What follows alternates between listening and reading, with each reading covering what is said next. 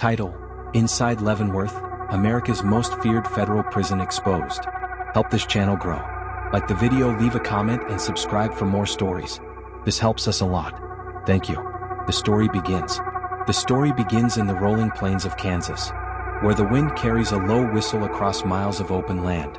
At sunrise, the first rays of pale orange light strike a massive stone wall, towering, cold, and unmoving. This is USP Leavenworth, one of the oldest and most feared federal prisons in the United States. To outsiders, it looks like a fortress carved out of history. But to the men who've lived inside, it feels like a place where time stops, hope fades, and survival becomes a daily test. Leavenworth opened in 1903, designed not just to hold men, but to control them completely. Its walls, made of limestone blocks hauled by horse-drawn wagons, were built thick enough to withstand riots, storms, and even escape attempts. From the very first day it opened, the message was clear. You don't come to Leavenworth to be corrected. You come here to be contained. Behind its heavy steel gates lies a world few will ever see. Long, echoing hallways that smell of bleach and sweat.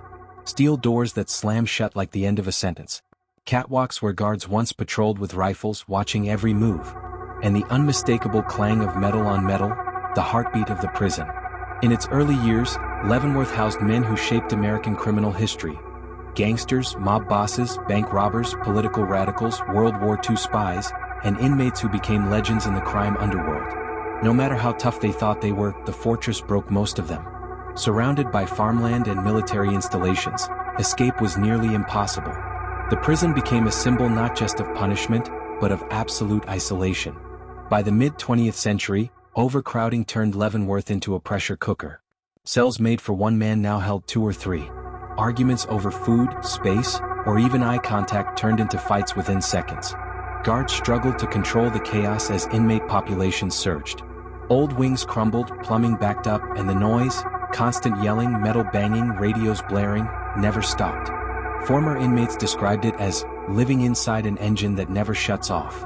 Despite decades of reforms, the prison still carried its dark legacy. Violence became part of daily life. Some cell blocks were ruled not by guards, but by inmate gangs who controlled gambling, protection, and contraband. New prisoners arriving from county jails were given one universal warning. Mind your business, don't stare at anyone too long, and never look weak. Those who broke these unwritten rules often paid in blood. One former prisoner recalled the moment he stepped inside his first housing unit. You can smell fear here. It's in the walls. You feel a million eyes on you. Every sound echoes. Every mistake is noticed. Another described hearing screams at night, fights breaking out, doors slamming, guards rushing down corridors with keys jangling and radios crackling. You don't sleep, he said. You wait for morning and hope your name isn't called. Leavenworth's design amplified the fear. The old cell blocks were stacked like towering cages, with rows of steel cells facing an open atrium. Guards patrolled catwalks above, looking down at hundreds of men confined behind bars. The open design allowed them to see everything, and allowed inmates to see everyone else. Privacy didn't exist. Secrets didn't exist. Weakness didn't survive. Even during so-called quiet times, the atmosphere felt like a held breath. A single conflict could erupt into a full-blown brawl within seconds. Guards stood watch with a mixture of caution and exhaustion, knowing they were outnumbered at all times. The prison also earned a reputation for its brutal disciplinary methods. Solitary confinement, known as the hole, was a place inmates feared more than anything. A windowless cell barely big enough to lie down in. A steel toilet. A thin mattress. 23 hours a day in total silence. Men have described losing track of time, hallucinating, hearing whispers that weren't there. The isolation cracked even the strongest minds. Yet through all its darkness, Leavenworth continued to grow. The outside world modernized, but the prison's bones remained the same. Thick stone. Narrow corridors. Tower guards silhouetted against the Kansas sky. Even today, its appearance alone is intimidating, a reminder of an older, harsher era of American punishment. By the late 20th and early 21st centuries, Leavenworth became a hybrid of old brutality and new bureaucracy. Violence still simmered. Medical neglect grew as staff shortages worsened. Mental health crises increased. And inmates continued to die, sometimes from illness, sometimes from violence, sometimes from despair. But the most haunting truth is this. Leavenworth wasn't built for rehabilitation. It was built to break men quietly. And in many ways it still does. This is where our story begins. inside the stone fortress that shaped more than a century of American criminal history. A place where fear walks the halls, memories echo through steel, and every inmate learns the same lesson. Surviving Leavenworth is not about strength, it's about endurance. Leavenworth has always been more than stone walls and iron bars. It is a living ecosystem, one shaped by tension, hierarchy, and unspoken power. Inside, every man belongs to a group, even if he doesn't want to. Race, region, background, and alliances determine everything. Where you sit, who you can speak to, what shower you use, and whether you walk the yard safely or not. Former inmates say the rules aren't posted anywhere, yet every prisoner knows them. If you don't pick a side, the sides pick you. Leavenworth's internal structure resembles a city within a cage. The yard is its marketplace, the corridors its highways, and the cell blocks its neighborhoods, each with its own leaders, its own etiquette, and its own consequences for breaking the code. Walk into the yard at midday and the scene looks deceptively normal. Men lifting weights, jogging in circles, playing cards, or arguing about sports. But beneath that surface lies a powder keg. The tension is invisible until it explodes, fast, sharp, and unstoppable. One minute the yard is calm, the next it erupts into chaos. A shouted insult, a stare held too long, a debt unpaid, a stolen item, a rumor whispered. In Leavenworth, even the smallest spark can ignite violence. Former correctional officers say they watched fights unfold in seconds. An inmate blindsided, another stabbed with a makeshift shank crafted from metal scraped off a bunk frame. A guard recalled, "You hear yelling, then you see bodies moving. You run, but it's already over by the time you get there. Weapons are everywhere if you know where to look. Sharpened toothbrushes, metal rods, broken broom handles, melted plastic hardened into blades." The prison tries to control contraband, but inmates are inventive, resourceful, and driven by fear. Inside the cell blocks, the atmosphere tightens. Noise ricochets off concrete. Radios blare. Men yell across tiers. Guards shout orders. Metal doors slam shut repeatedly. It is chaos wrapped in monotony. And in the middle of it all, power belongs to the groups. Leavenworth has long battled the presence of inmate gangs, not just street gangs but highly organized groups with national reach. They enforce discipline, run underground economies, control protection, and dictate behavior. Their influence determines who gets to eat in peace and who gets targeted, who gets help and who gets hurt.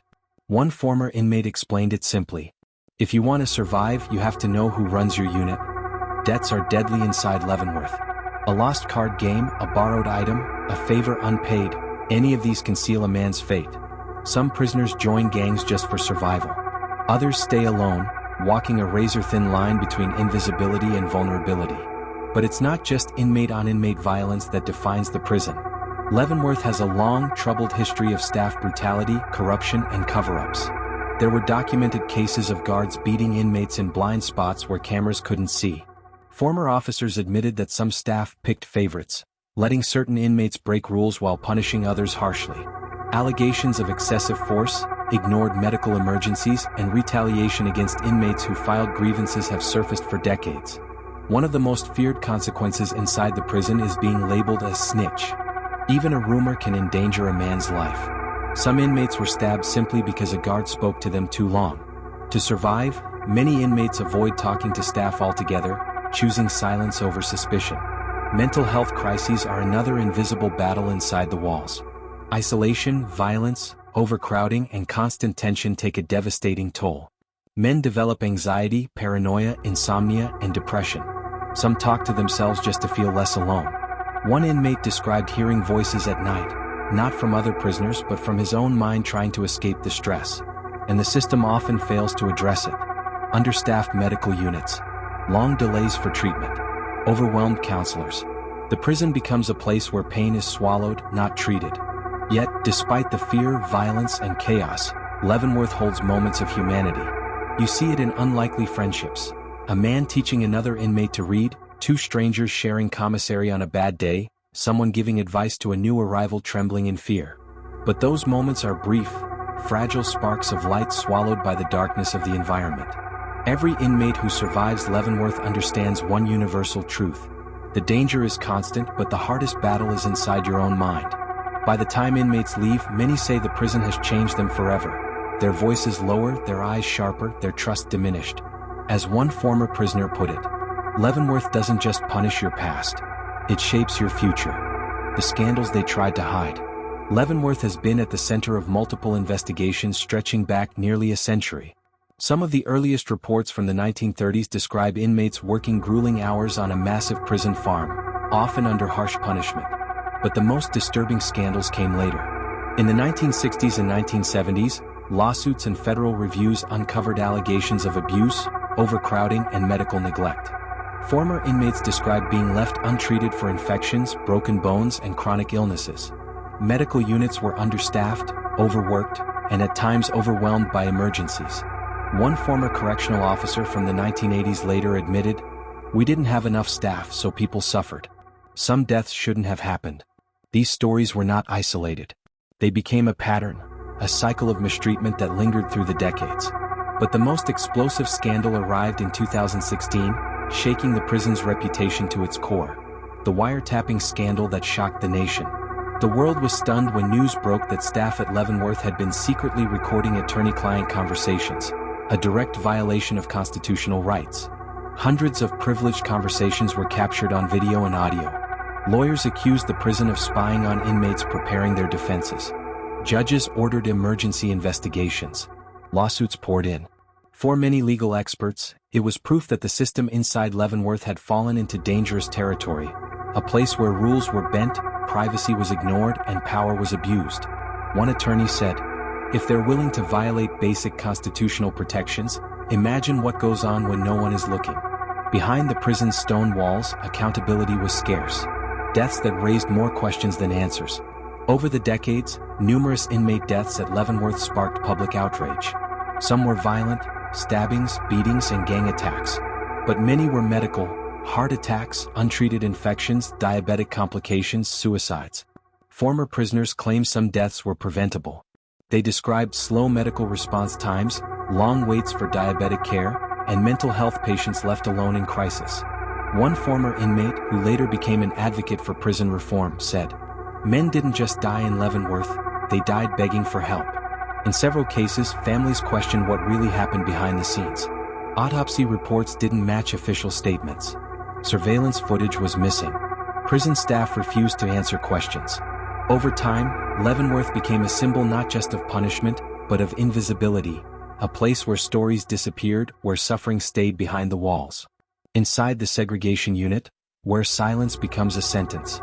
One of the most infamous parts of Leavenworth is the Special Housing Unit, SHU, a form of long-term solitary confinement. Inmates spend 23 hours a day in a small concrete cell. No window view. Minimal human contact. Lights that never fully shut off. Voices echoing in the distance. Psychologists have repeatedly warned that prolonged solitary confinement can cause hallucinations, paranoia, severe depression, memory loss, suicidal thoughts. Yet Leavenworth used it frequently, sometimes for punishment, sometimes for protection, sometimes for administrative convenience. Former inmates described the SHU in one chilling sentence. "It's where men lose their minds and nobody hears it happen." Once, a young inmate suffering from schizophrenia spent weeks alone in his cell after showing signs of mental distress. Instead of psychiatric care, he was placed in segregation for safety. He deteriorated rapidly, smearing writing on the walls, talking to people who weren't there. He died by suicide before help arrived. His death was one of several that led critics to demand mental health reforms. Corruption and the inmate power struggle. Leavenworth's problems didn't end with solitary confinement. Investigations revealed patterns of guards smuggling contraband, officers forming alliances with certain inmates, bribery, excessive force, and retaliation against inmates who filed grievances. In 2010, a major contraband case led to multiple staff arrests. Cell phones, cigarettes, drugs, and even small tools had been smuggled in exchange for money or protection. One former staff member confessed anonymously. Some guards were more afraid of inmates than inmates were of guards. Inside a prison where violence is a currency, corruption becomes survival. The survivors, men who made it out. While Leavenworth has broken many lives, it has also shaped countless survivors. Men who walked out with stories of resilience, transformation, and hard-earned wisdom. Some found faith. Some found education. Some found brotherhood in unexpected places. A few earned degrees behind bars. A few mentored younger inmates to avoid repeating their mistakes. One former inmate who spent 12 years in Leavenworth described it like this: "You come in one person. You leave another. The walls change you. The silence changes you. The fear changes you. But surviving it? That becomes part of your soul. The prison that doesn't forget. Today, Leavenworth still stands, old, enormous, and unforgiving. Reforms have been made, but the echoes of its past linger everywhere. In the cracks of the stone walls. In the empty guard towers. In the untouched cell doors scratched with years of names. In the memories of men who lived through riots, lockdowns, abuse, and years of isolation. The truth is simple and haunting. Leavenworth is more than a prison. It is a monument to America's darkest ideas of punishment. A place where history lives, where shadows never fade, and where silence still hides stories waiting to be told.